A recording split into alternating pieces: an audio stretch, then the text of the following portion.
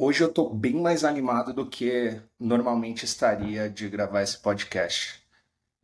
Essa semana, cara, a gente tá aqui com o João Landeiro, cara que é um monstro sagrado da consultoria, e de como vender expertise.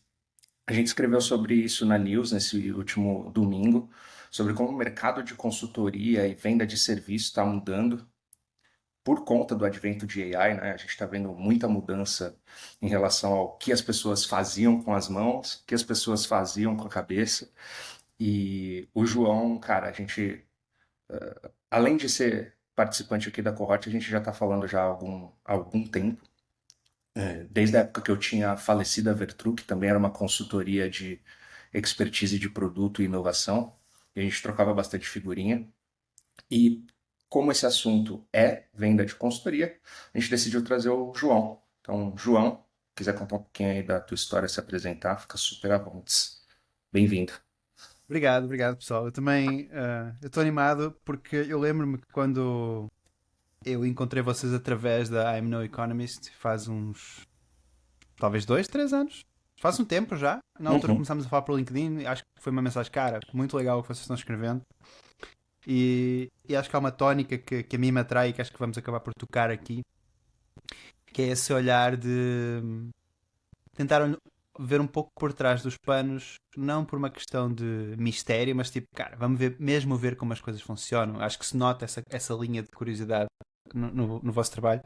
E isso para mim é fascinante. Também é uma coisa que me seduz, então estou contente por estar aqui. A tua introdução foi muito simpática. Basicamente, o que eu faço é ajudar experts de trabalho de conhecimento, que acho que vai ser o tema de hoje, não é?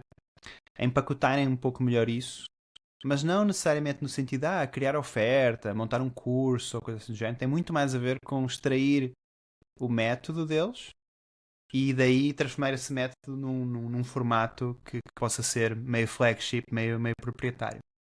Legal. Se eu- Cara, o que que você acha? Você trouxe um termo específico que, para mim, ainda é muito nebuloso e queria que Uhum. você pudesse, até em benefício da audiência, explicar um pouco melhor. O que que é essa venda de conhecimento, né? Perfeito. Então é assim, eu acho que muito uma parcela significativa, né, do trabalho que nós fazemos hoje é mover pedaços de informação de um lado para o outro, não é? Trabalho do conhecimento. Mas dentro do trabalho de conhecimento existem coisas que são mais operacionais, trabalho de conhecimento operacional, e existem questões que são muito mais fuzzy. Vamos dizer, Uhum, estratégicas. Para quem não está uhum. vendo, eu estou fazendo aspas com as mãos no ar, né? Essas Ah, não questões tem áudio, fuzzy. tá? Só para que você saiba. É só vídeo. É só, é só Então, ele tá vou fazendo falar mais aspas. italiano agora, mais com as mãos. Pode falar, fica à vontade. Ahm, não, perfeito. Então, há, há serviços de conhecimento Uhum, que têm um tipo de entrega que é muito mais fuzzy, que é muito mais tipo. Meu, não é exatamente copy, não é exatamente desenvolvimento ou programação, não é exatamente design, tipo, é uma orquestração destas várias habilidades, né? uhum, Pessoas que fazem este tipo de trabalho, e se a gente for ver as estatísticas, depende do quanto a gente confia nelas, mas nas estatísticas do futuro do trabalho, o que é que as empresas estão à procura, há muita necessidade de pessoas que conseguem integrar esses vários conhecimentos. Mas ao mesmo tempo há um desafio de essas pessoas mesmo saberem orquestrar esses conhecimentos de uma forma legível para o mercado. Então, uhum. tipo, qual é o comum? É aquela coisa tipo, meu, eu não consigo explicar o que eu faço. Quando as pessoas trabalham comigo, entendem o que eu faço e acham do caralho. Elas também não conseguem explicar o que eu faço, mas veem o valor. Isso acontece comigo, acho que acontece talvez com vocês também, no Porra, cohort. Acho que muito.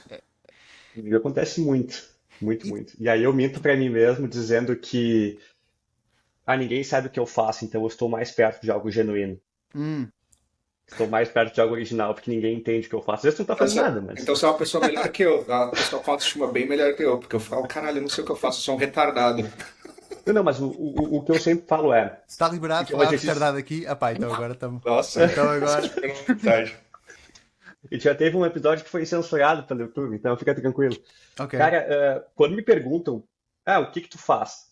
Eu automaticamente faço um exercício de dizer, eu converso com as pessoas. Uhum.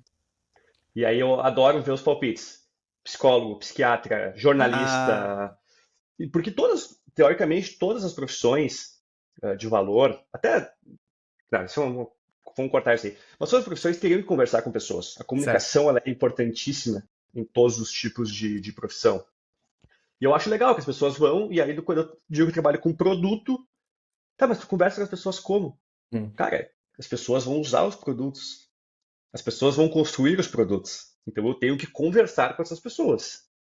É muito desse princípio do, ok, vamos fazer uma troca para gerar Uhum. conexão e essa conexão ser a escadinha de sucesso dos produtos. Exato. Mas é uma experiência social maravilhosa dizer isso num bar. Eu vou experimentar isso aí. Eu acho que existe um pouco um paradoxo também, que é, especialmente agora e para este tipo de profissões, que é quanto melhor tu és a explicar o que tu fazes para o teu ICP, mais esotérico parece para quem não é o teu ICP. Hum. Então, tipo assim, É uma medida, é uma métrica isso. Tipo, se você explica para o seu perfil de cliente ideal o que você faz, ele entende, a probabilidade, ou seja, é inverso, né? Proporcionalmente inverso. Os fora do seu ICP não vai entender de jeito nenhum o que você faz. tem sido um pouco essa a minha experiência. Isso não é um pensamento original meu. Eu vi outro cara, é o Max Trailer, a falar Aham. disso. Tem um nome super hardcore, mas é consultor de consultores. Ahm, e tem essa questão que às vezes é muito frustrante, porque se tu circulas num mundo que não é só do teu ICP Uhum. e tu vives essa dúvida de não sei muito bem explicar o que é que eu faço, Uhum. e os teus amigos do churrasco não entendem o que você faz, mas quando você conversa com o cliente que na verdade te vai pagar, ele entende, é estranho. Mas eu tenho tentado me orientar mais, tipo, quem compra entende, que é um pouco Uhum. óbvio, né? Isso também significa fazer as pazes com a sensação de que toda a gente à minha volta no mundo físico acha que eu sou meio esquisito. Então, pronto, ok. Sim. Cara, e você comentou uma coisa que eu acho que é importante, que é, putz, a gente sempre tenta ser o máximo contrarian possível quando a Uhum, gente analisa estatística, né? E eu trouxe nessa última news muita estatística do Fórum Econômico Mundial, que, cara, é tudo rentista ali, né? Os caras estão, tipo, falando coisas que eles querem que aconteçam, então eles te dão, do meu ponto de vista, tá? uhum. Teórico da conspiração. Diga assim, não, o Adoro. futuro do trabalho vai ser isso, isso e isso. Baseado no quê? Baseado no que eu quero que aconteça. E eu tenho visto isso muito acontecer, assim, tipo, essa coisa do wishful thinking, né? Uhum, De o cara falar só aquilo que ele já está preparado para manipular uma grande massa de pessoas para uhum. aquilo acontecer. Que você acha dessa porra, assim, tipo, muito amplamente te perguntando? Eu até confio nas estatísticas, porque é isso, eu sei que é um plano, não é um, tipo, o que aconteceu e vai Uhum, acontecer, uhum. entendeu, sabe? Essa pergunta daria espaço para falar muito. Eu adoro teorias da conspiração, psychological É, operations. psychological ops, assim, Exato. psyops, eu acho que é uma parada que realmente existe, assim. Sim, sim. Então, nem é É, muito teoria da conspiração, é prática da conspiração, é né? prático, é É prático. prática. Só, eu acho que a diferença, acho que o Covid foi muito importante nesse sentido, foi estas coisas existiam, sempre existiram. Estes dias eu li aquele livro de propaganda, já faz um tempo, do Edward Bernays, que é o cara que inventa a ideia de propaganda, que é o gajo que faz o ato de fumar ser associado com o ato de emancipação feminina, né? Oh, Tem várias nice. questões aí. Tipo, é o gajo que põe as pessoas a associar o suco de laranja com o café da manhã. Então há muitas coisas que a gente associa com a cultura foram criadas, né? E o livro é antigo, mas meio que é o começo dessa coisa. O livro se chama Propaganda, né? E aí, o, o que é que eu acho disso, cara? Antigamente isto já acontecia, as pessoas não tinham noção. Com as redes sociais, de repente começa no Reddit, né? Começa a falar com os outros malucos que tipo, também estão vendo os sinais. E Uhum. disse, eu acho que os caras estão falando deste. E de repente tu montas uma rede distribuída de sense-making e tipo, não, pera, eu peguei os caras da World Health Organization dizendo esta merda neste PDFzinho esquisito e isso, percebe? E de repente é muito difícil manter um segredo porque tens gente que às vezes é doente da cabeça focada em decodificar o que é que realmente está por trás das coisas. Eu super acredito em psychological operations. Eu acho que Uhum. é naive as pessoas acharem que essas coisas não existem. Tipo, Uhum. Uhum. é um anti-sinal as pessoas dizerem que teorias da conspiração são sempre falsas. Uhum. Muitas são, mas é. Eu acredito muito que isso é real. Inclusive, eu tenho um amigo, depois eu vou-vos passar o contacto, que ele escreveu um livro sobre o Psychological Operations deste nosso ponto de vista. Ele não é desse universo. Disse, porque é que agora a opinião pública flipou em várias coisas? De onde é que isso vem? Ele foi estudar esse mecanismo. Então, acho o tema fascinante e acho que conecta um pouco com a premissa do episódio de um mundo mais simbólico e... Contador de história, né? É o jeito que eu meio concluo, assim, a news. E não querendo pular pro final do assunto, nem do final do episódio, porque eu acho que não vai acontecer, a gente tem muito para falar. Mas essa coisa de você saber se comunicar a ponto de ser engajante o suficiente para outra pessoa que esteja ouvindo aquilo tomar uma ação. Então, tipo, para ela se sentir relatable com uma história de outra pessoa e ela vê a jornada de como aquilo acontece. Que, cara, é narrativa e é o que a gente vê em todo o setor, assim. E esse eu acredito vai ser a habilidade mais requisitada, assim, do futuro, sabe? Você saber contar histórias. Vou dar um exemplo. Tipo, a gente tem essa coisa da IA fazendo imagem, etc e tal, né? Mas é aquela coisa, shit in, shit out, né? Tipo, se você coloca merda dentro, vai sair merda fora. Mas isso acontece já com pessoas há muito tempo. A gente só acelerou o processo de melhorar o shit in. Sim. Mas eu tive um exemplo essa semana.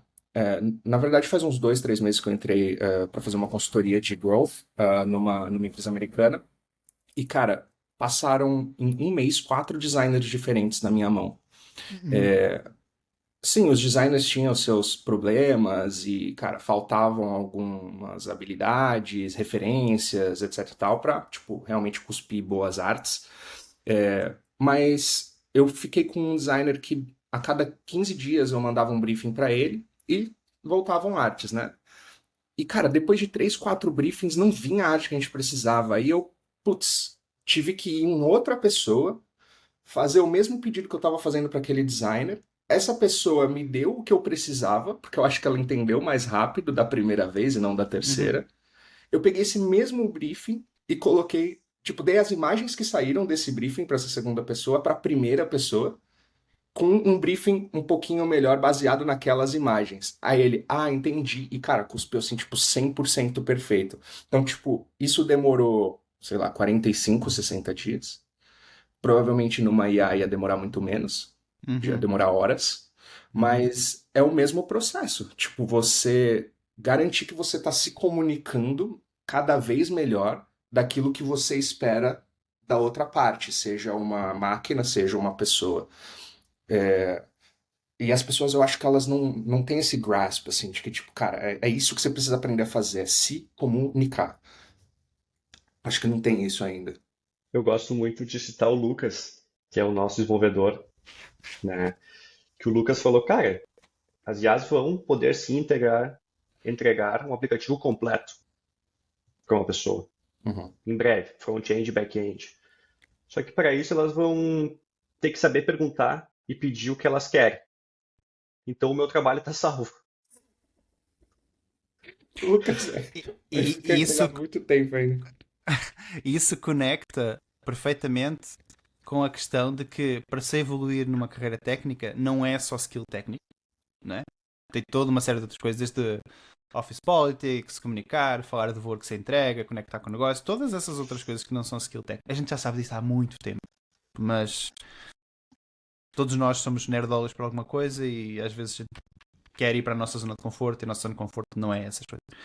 Mas total. E uma das coisas que eu acho muito curiosas e até um pouco irónicas é assim, eu acho que as pessoas que já têm boas habilidades de comunicação, liderança, feedback com seres humanos, na IA também as mantém. Porque a IA está feita para pensar mais ou menos como nós. É uma simulação, não é igual. Mas... Então assim, se você consegue dar boas instruções para um funcionário, para um colega, um parceiro, a mesma lógica se aplica para a IA. Só que a questão é, a maior parte das pessoas, eu acredito, quando não recebe um bom retorno, demora muito a questionar, tipo, como é que eu passei esta informação? Real. E a IA te permite encurtar isso. Real. Inclusive, muitas vezes eu pergunto à IA, olha, eu quero fazer isto, qual é o melhor prompt que eu posso te dar? E a IA diz, eu quero este tipo de prompt. Eu ajusto e Uhum, eu dou o prompt que ela pediu. E uhum, tipo, é muito bom. Não é uma técnica super incrível, mas esta lógica, tipo, diz-me como é que tu pensas nisso. Eu penso dessa forma. Então é assim que eu quero. uhum. Mas a comunicação, cara, sem dúvida. E há aqui um tema que eu acho que é um bocado esotérico, que é assim. Super, eu acho que essa construção de contexto semântico da história, do valor, das pessoas entenderem, cara, porque é que faz sentido eu trabalhar com você e por aí fora. Isso já dá Ahm, perspectiva, né, de você como consultor tentando se vender. Então, por que que eu sim, deveria sim, trabalhar sim, com o perfeito. cliente te pergunta, um possível cliente perguntando como você poderia ajudar ele, né? Tipo, de um jeito melhor. E aí você tem que explicar aquela porra, né, se vender. Total. Por exemplo, tem aquele vídeo, aquele anúncio da Masterclass que passa no YouTube, né? Daquele cara da negociação, Chris Voss. Everything is a negotiation. When you cross the street, tá, tudo é assim, né? Não, e todo mundo que vende alguma coisa fala assim, eu vou falar isso pra você, tipo, tudo é química, tá ligado? Tipo, Exato, exato, exato, tudo exato, é exato. física, tudo O é... Walter White agora, né? Exato. Tipo, eu tinha um professor que falava isso de química. Pensa aí, tudo é química. Aí você falava alguma coisa, ele, é química. É óbvio, caralho. Tipo, se você, se você colocar na sua perspectiva, tudo é mesmo, velho. Filha da Sim. puta. E, e então eu acho que essa venda e essa relatableness é constante, né? Então, tipo assim, se você der zoom, você vê, e quando você começa a perceber alguns dos padrões de comunicação das pessoas que são muito persuasivas, eu não acho que seja particularmente, é uma coisa nova para mim que eu percebi que eu tinha que estudar. Mas quando você começa a ver, você, o cara está fazendo, olha, ele fez este comentário, você vai meio que vendo a estrutura, né? Que é uma Uhum. coisa parecida com o que acontece quando você faz, por exemplo, aula de desenho. Quando você faz aula de desenho, uma das coisas que te ensinam inicialmente é olhar para o mundo e de construí-lo em formas básicas. Retângulos, círculos, triângulos, por aí fora. E depois que você começa a habituar-se a pensar assim, você vai na rua e você vê claramente essas coisas, né? Então é como se uma nova frequência te fica disponível e você pode sintonizar Legal. naquela frequência. Interessante essa E é, perspectiva. e isso que você falou da persuasão, da história, quando você começa a ver um pouquinho mais das mecânicas, ok, a pessoa está fazendo, ok, entendi. Eh, Por Isso, isso que hoje em dia é impossível alguém me vender alguma coisa. É impossível. Eu sei isso, todas as táticas que o cara vai usar. isso é o que você acha, né? exato. Não, óbvio, compro Não, mas coisas. eu super entendo o sentimento. Porque assim, quando aparece assim uma coisa que é muito evidente, olha, agora a escassez, olha, agora não sei o quê, olha, agora a prova social, tipo, este cara é Uhum. muito habilidoso na venda, não sei quão habilidoso ele é na entrega, Já né? viu aquele meme do cara que ele faz um... Como que é quando você termina um jogo de videogame mais rápido? Que é tipo Speedrun. speedrun. Ele faz o speedrun de falácias de comunicação com a namorada. Então aí ele começa de tipo, apelo à autoridade, apelo à emoção. E a namorada, tipo, falando com ele, apelo. Então, tipo, ele começa a dar de volta, assim, tá ligado? É muito bom. E é exatamente isso, assim, quando você começa a ver muita referência. E eu acho que é por isso que, por exemplo, a gente ficou, acho, os últimos 15, 20 anos, principalmente a gente aqui da bolha de startup, que é tipo, putz, livros técnicos e Aham, práticos e de autoajuda e esse tipo de coisa. E aí a gente fala, putz, legal, essas referências então a gente tem. Mas, cara, tem tanta história e referências de comportamento, de psicologia em ficção clássica que a gente precisava para conseguir, inclusive, juntar esses pontos com essas coisas mais práticas que a gente não teve. Porque a gente super. ficou, tipo, vamos ler um livro por mês. O que que é um livro por mês? 48 Leis do Poder, tá ligado? Tipo, mano. Mas e Leo Tolstói, sabe? Tipo, ou sei lá, Ayn Rand, que é o que está acontecendo exatamente agora no Brasil, por exemplo. Ninguém consegue juntar esses pontos assim para viver em sociedade e lembrar que essas coisas já aconteceram antes, né? Contextualizando, por exemplo. E isso, de novo, é contar história. Tipo, você pegar referências históricas de comportamento, etc e tal, e transportar e conseguir fazer essas referências e tudo mais, para saber o que fazer no futuro, sabe? Eu acho que a gente perdeu isso um pouco. Eu tenho essa sensação. Não sei o que você Sim. acha. Eu e o Bruno, a gente fala disso, cara, quase todo episódio. Sabe aquelas coisas de resumo do livro? Tipo o Blinkist Uhum. coisas do tipo, né? Portanto, isso é um formato relativamente recente, né, na história da humanidade. Antes disso, mas e qual é a lógica desse formato? É pá, mais rapidamente você pega o suco daquela ideia e Uhum. né, nem precisa ler o livro. Antes disso, havia os livros de aeroporto de não ficção, né? Tipo, 40 Leis do Poder, não sei o quê. Uhum. Antes disso, havia o romance, que te fala sobre estas coisas todas, mas sem ser tão explícito. Tipo, olha, regra número 1. Ele não diz a regra número 1. Ele mostra que aquele cara se fodeu quando fez tal coisa. Tipo, caralho, ele se fodeu quando... Tipo, dá para extrair o mesmo tipo de lições. Agora, é assim, guilty as charged. Eu tenho uma tendência a ler mais não ficção. Uhum. E eu percebo que às vezes eu olho para o histórico de algumas Oh, me pessoas. too. Tipo, só pra você saber. Então, a gente tá falando de coisas que a gente mesmo faz. Sim. Às vezes eu olho para o histórico de pessoas assim que você admira ou que são influentes e percebe que aquele cara estudou história, estudou literatura, estudou filosofia, tipo na faculdade, foi isso que. Investidor, várias vezes. Tem esse background, não necessariamente o background de, de uma engenharia específica. Não que eu seja contra a engenharia, mas. Ou seja, acho que a gente ficou com uma sensação, culturalmente falando, que é tão importante conseguir resultados rápidos que quando a lição te exige um pouco mais de distração, parece que ela nem está. A gente nem a vê. A Bíblia é um exemplo. Tipo assim, a Bíblia, eu não sou religioso, mas a Bíblia, tipo, é bastante viral, né, pessoal? Tem uma galerinha que até hoje está acompanhando. E no fundo, aquilo serve para ordenar uma sociedade que começa a viver em cidades, né? Que não é mais nómade. E essa é a grande questão. Uau, eu nunca tinha visto dessa perspectiva, mas é realmente isso, é tipo um manual de êxodo rural e para cidades e organização sociais. Assim. A ideia de que, por exemplo, tu não podes resolver tudo no tapa e na vingança é uma ideia urbana. Pá, tu não podes, tu convives com este gajo, tu não vais ter a opção de brigas com o teu vizinho e depois cada um vai para a sua planície diferente. Não, Mas vais, vai vais ter comer a que viver com mulher do este, cara, porque, mano, vai dar uma merda gigante isso aí. vai dar merda, né? Então, quando as pessoas começam a ver mais próximas, as regras da sociedade têm que mudar. E Interessante. muita da mensagem do cristianismo está relacionada com essa questão de viver com o outro num Até do contexto. judaísmo mesmo, né? Você pega os próprios 10 mandamentos, faz 5.000 anos que os caras estão falando disso. Tipo, Então, eu do judaísmo não conheço tão bem, mas acredito, porque estas coisas existe uma convergência de boas práticas. Assim, total. toda a gente que vive bem ao redor do mundo e que tem saúde não come de forma estúpida, se dá bem com os vizinhos, perdoa fácil. Toda a gente segue mais ou menos os mesmos padrões de boas práticas, mesmo que tenha vindo de uma cultura ou de uma religião diferente. Ah. E que também tá no template Jornada do Herói, né? A Bíblia. Uhum. Que também é, cara, antes disso é grego antigo, né? Também é a mesma Uhum. história, cara. É de, tipo, como você vive como pessoa, né? Uhum. Como você encontra desafios, o supera, aprende lições, etc e tal. Então acho que é o mesmo templatezinho de história. A gente ficou vivo por muito tempo, era uma ferramenta de sobrevivência, Uhum. contar histórias. É, real. Depois ela virou uma ferramenta de agregar. Fala mais sobre isso. Como assim agregar? Começou a se, na beira de um fogo, Ah, ok. contar essas histórias Certo, certo. para agregar e, enfim, tornar a comunidade não necessariamente maior, mas mais unida para o que vem de fora. Aí nasceram-se os mitos.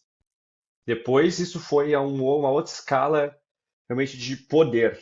Uhum. E hoje em dia é basicamente poder e venda, que também em algum ponto se encontram ao Sim, final do dia. total, total. Sempre foi uma história. E sempre foi fascinado por isso. Porque a gente sobreviveu. Ó, pô, não pode ir lá atrás daquela planície lá que tem não sei quantos leões.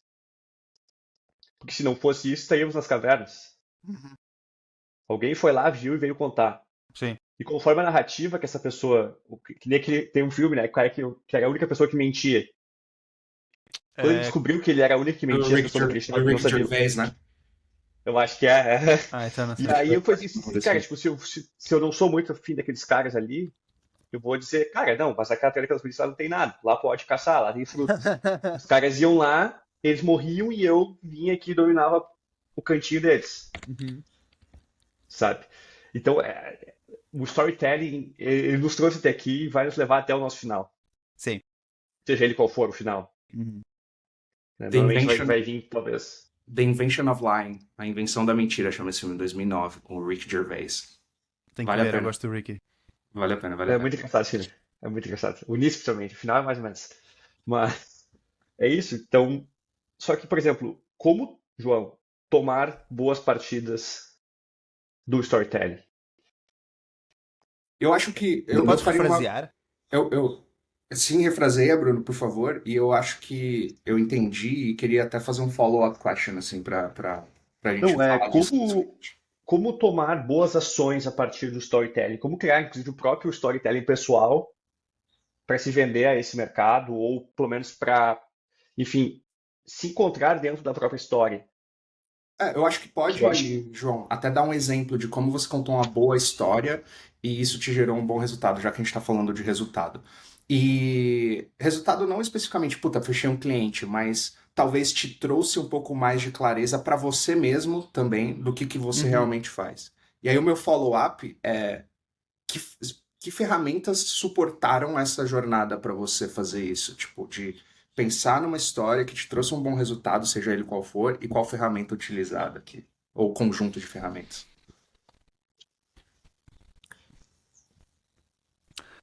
Eu acho que a história que é mais marcante nesse processo, para mim, foi a história que eu contei a mim mesmo ahm, e que eu reconto quando às vezes dá aquela insónia sobre eu ter pedido as contas do trabalho em que eu estava antes. E eu não sei se isto se classifica como uma história, mas basicamente eu estava no trabalho, trabalhava em tech, era PM, fintech, estava na terceira fintech Uhum. e de repente estava fazendo planilha de modelo de crédito. Galera, Uhum. eu sou ruim com o número. Tipo, é Uhum. liability ele estar fazendo isso. Não fazia sentido. E eu tinha falado isso na entrevista. Na entrevista eu disse: olha, tem três coisas que eu acho que não são tanto a minha praia. Se isso for um problema, acho que é melhor não ser eu. Passado uns meses eu estava fazendo essas três coisas. Mas tudo bem, eu percebo que as empresas mudam as suas necessidades, eu não tenho bad blood. Mas eu lembro naquela altura, percebi, cara, vai ter layoff, de certeza. E teve. E estas coisas são cíclicas. E mesmo que eu sobreviva a este layoff ou eu me reposicione, acho que isto conversa com a vossa questão da soberania individual. Isto vai voltar a acontecer daqui a uns anos, quando eu tiver 40 e tal, e filhos, e vai ser um stress do caralho, e eu não quero estar nessa posição, eu tenho que começar a cavar o meu poço agora. Antifragilidade. Criar É, sua antifragilidade. exato. Talvez ainda não antifragilidade, mas pelo menos resiliência.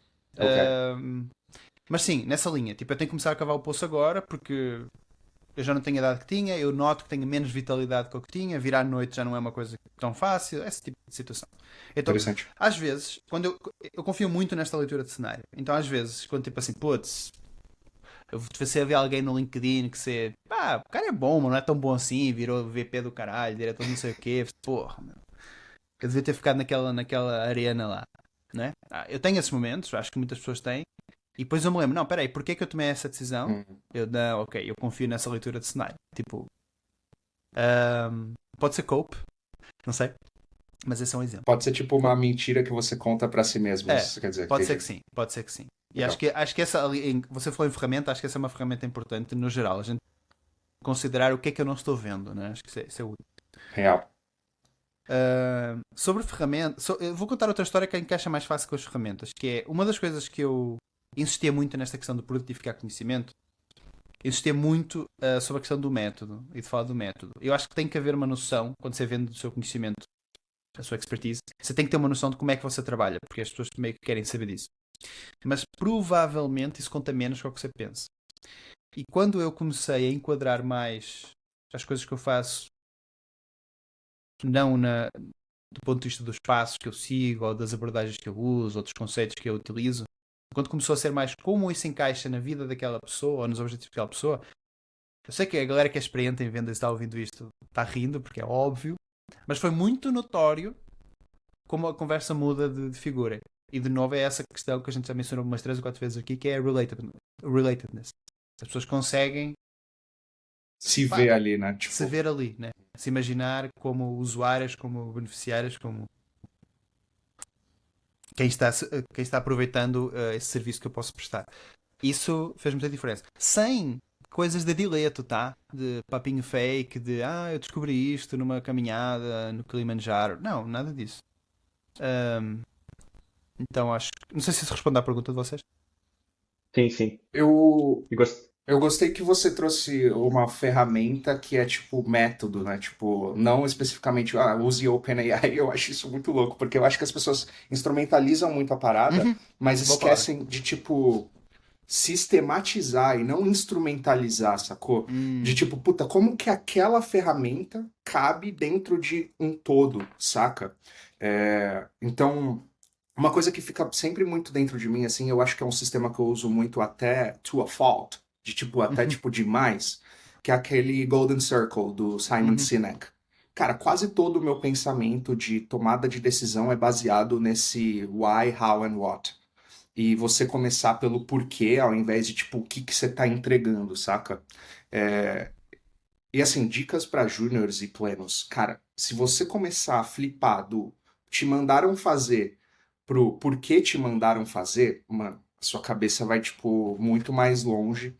100%. Cara, muito mais longe. E isso é uma ferramenta, concorda? Sim, sim. Porque se você usa essa ferramenta, você consegue sistematizar muito mais o todo, assim. Eu gostei muito que você trouxe isso, ao invés de, tipo, instrumentalizar Hum. uma ferramenta específica. Então, nessa linha tem mais duas que eu acho que a mim, eu me pego usando. Uma é considerar níveis de certeza sobre as coisas. E eu peguei isto num livro também. Que acho que até já falámos no cohort. Siga o cohort, galera. Entrem pro Ahm, cohort. Exato. Mas é aquela noção de eu tenho X% de certeza sobre isto. Uhum. Mesmo que não seja preciso, mesmo não sei se é 30%, se é 35%, mas mesmo que não seja preciso, para quem está a ouvir, isto é muito significativo. Uhum. E é mais significativo do que dizer eu tenho muita certeza. Foram feitos estudos. Se eu disser eu tenho quase a certeza, há pessoas que acham que isso é 80%, há pessoas que acham que isso é 60%, há pessoas que acham que isso é 100%. Interessante. Então quando você dá um número que as pessoas entendem um pouco mais a tua convicção naquilo e isso te permite pensar a lápis.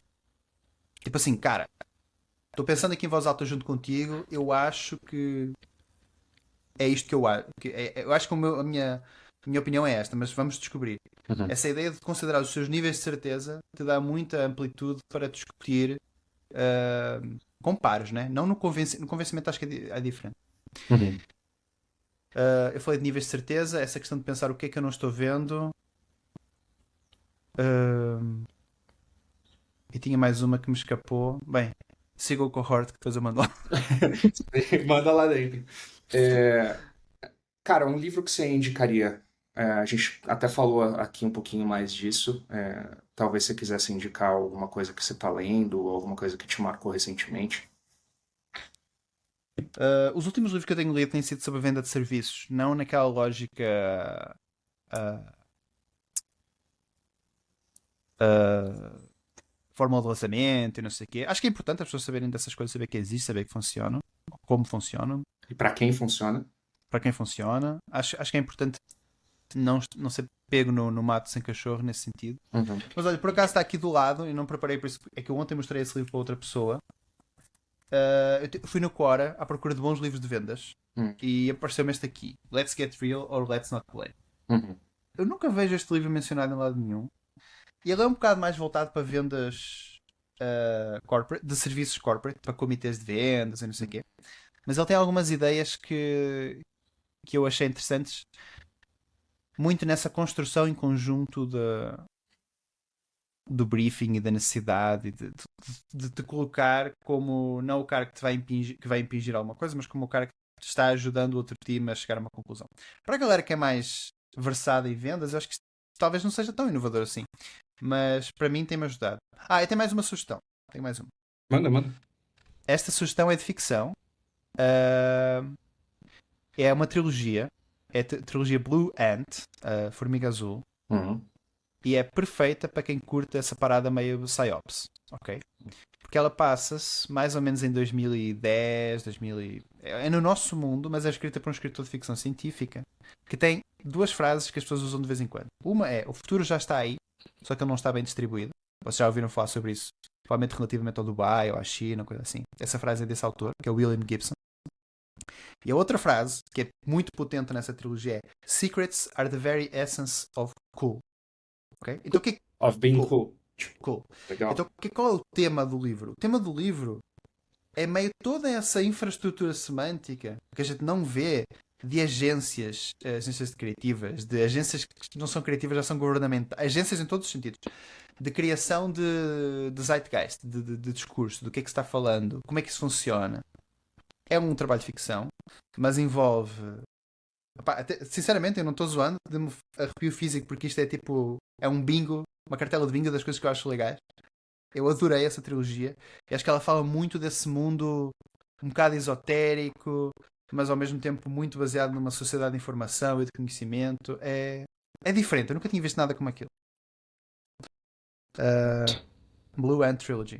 Tem em português também, numa editora muito boa de ficção científica aqui no Brasil, que é a Aleph.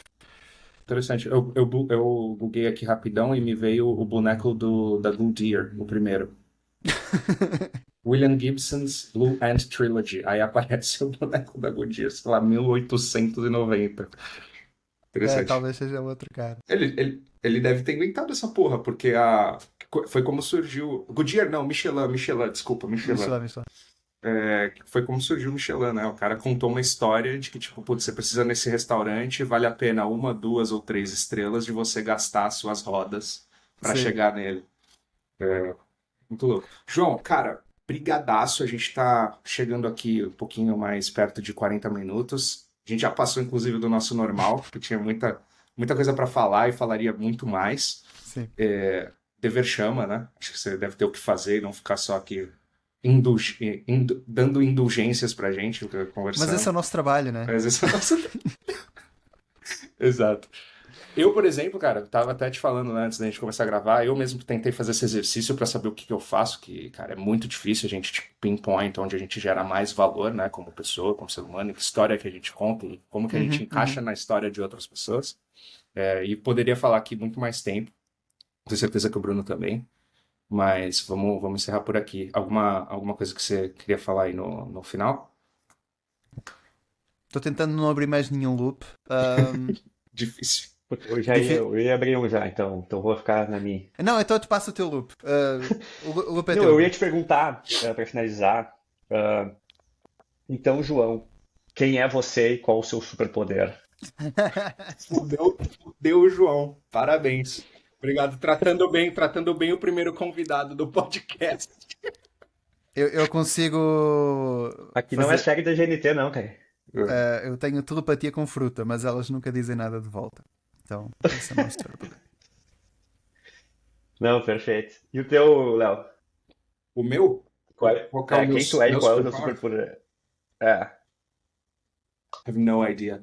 Eu tô lendo eu tô tentando usar esse instrumento que chama 12 Camadas da Personalidade. De um autor que eu gosto bastante, depois procura aí. E ele fala bastante, ele é um grande conhecedor de cultura brasileira, depois eu falo o nome no off aqui. E ele fala que os brasileiros normalmente não saem da quarta camada, que é tipo aquela coisa de adolescente, de tentar aprovação de outras pessoas e tudo mais para obter, né, o seu própria gratificação pessoal. Estou tentando bater na quinta camada, esse é o meu maior desafio de tentar saber o que é que eu faço de verdade, tipo, olhar para trás e olhar os resultados que eu entreguei e falar, putz, esse sou eu. Então, o ser e o fazer, sabe? Sem precisar tanto de validação externa. E pelo que eu entendi desse exercício que eu estou fazendo, eu sou uma pessoa que tem objetivos pessoais muito encaixados com objetivos profissionais e que ainda precisa se provar nesses objetivos profissionais com o what I actually do, sabe? O que eu realmente faço. E eu acredito que seja, cara, ser um investidor de tempo, energia e dinheiro. Eu acho que esse é o meu superpoder. Eu consigo ver sistemas muito claramente, eu consigo ir do abstrato para o concreto muito rapidamente e back, né? And back. E hoje o que eu estou fazendo com essa habilidade é gerar receita para companhias. Então, tipo, ser um arquiteto de receita, ser um arquiteto de marketing para montar sistemas previsíveis e sustentáveis de crescimento para empresas B2B SaaS globais. Pelo jeito, desde que eu nasci, eu sempre soube que eu ia ser uma pessoa que ia trabalhar com B2B SaaS. Você também tinha essa ambição, Eu né, em sempre criança? tive, sim. Desde pequeno, acho que foi uma das minhas primeiras frases. Papai, quero trabalhar com B2B SaaS quando eu crescer. Sim. É muito comum. É muito comum, né? É frequente. E você, Bruno? Cara, tava pensando aqui, né? Até primeiramente nos métodos. Eu sou a pessoa que, em vez de fazer o caminho de Santiago de Compostela, eu corro 10 km por dia, em lugares isolados. Sabe, comecei a adicionar um processo. Eu acho que o meu superpoder, hoje em dia, especificamente, é botar as pessoas certas umas com as outras, na frente de uma câmera, tipo o que eu tô fazendo aqui agora. E talvez Viu? fazer as perguntas certas. Que humble brag bom, né? Nossa, sim, ele tá on fire hoje, já é tipo o Esse é um quarto cara já que sabe ele contar mandou história. hoje. É o storytelling pariu. fortíssimo. Eu acho que eu. Cara, mas no geral eu acho que eu sou um contador de histórias. Eu sou um contador de histórias que faça sentido a quem me interesse. Eu acho legal. Você me fez lembrar agora o professor de Química do Léo, que disse que tudo era Química. Tudo era química. Mas- Eu sou engenheiro químico. Não, mas eu concordo. Agora, vocês deram respostas tão boas que eu me fiquei sentindo um idiota dizendo eu faço telepatia com fruta, mas a fruta não fala de volta. Mas enfim, eu fiz a minha explicação no início do episódio. Acho que o meu superpoder é sintetizar o jeito que as pessoas trabalham e que para elas é tão óbvio que elas não veem. O peixe não sabe que está molhado, a gente não sabe como trabalha, é competência inconsciente. Eu gosto de distrair isso das pessoas, dizer, olha, é assim que você faz. Nossa, é mesmo. Isso é uma coisa que eu adoro fazer. Cara, e uma coisa que eu lembro, assim, vividamente, e que eu falo, caralho, eu queria ter pensado nisso. Sempre que eu falo queria ter pensado nisso, ou queria poder fazer isso, eu falo, caralho, que admiração que eu sinto pela pessoa. Quando você tava na praia e você fez aqueles vídeos desenhando na areia como resolver problemas específicos de knowledge, né? Então, tipo, putz, eu tenho um problema de knowledge, esse é o jeito que eu sistematizo. E, tipo, com graveto e areia, você conseguiu explicar bem em menos de, sei lá, 5 minutos, 3 minutos. Sim. Eu falei, caralho, eu queria muito ter pensado nisso. E, cara, eu acho que esse é o seu superpower. Você sintetiza muito bem e visualmente. Eu especificamente, como sou um visual learner, né, uma pessoa que aprende visualmente, me ajudou muito. Então, Obrigado fica por aí o dizer isso. feedback. Foi divertido fazer isso. Eu, preciso de agora pôr as viagens de carnaval como despesa da empresa, né? Porque aí eu Exato. vou fazer conteúdo e tal. Exato. João, Gente, muito obrigado. Foi um Obrigado. prazer te conhecer. Prazer, Está prazer. convidado para vir mais vezes ao nosso programa, né? Que ele é semanal, cara. Estamos há quase 5 meses falando semanalmente sem nenhuma falha. Nossa, que loucura. Que é incrível. Parabéns. Então a gente gosta de contar história mesmo e fazer fofoca de adulto. Mas se quiser deixar tuas redes, a gente vai botar também na descrição do vídeo. Aham. E, enfim, nos cortes. E muito obrigado mesmo, cara. Foi muito edificante, pelo menos pra mim. Eu adoro estas conversas. Pra quem importa o programa é feito pra mim e pro Léo. Exato. Sim. Não, mas acho que essa é a única forma de manter a coisa, essa consistência que vocês demonstraram, né? Então tem que dar vontade de fazer. O meu LinkedIn é João Landeiro, joãolandeiro.substack. Depois tem o site. Ela já é recomendada na news também, da I'm No Economist. Pois Perfeito. então é isso. Muito obrigado, fiquem bem. Até a semana que vem com convidado ou não. Mas vamos decidir durante a semana. Um beijo. Valeu, pessoal. Muito obrigado.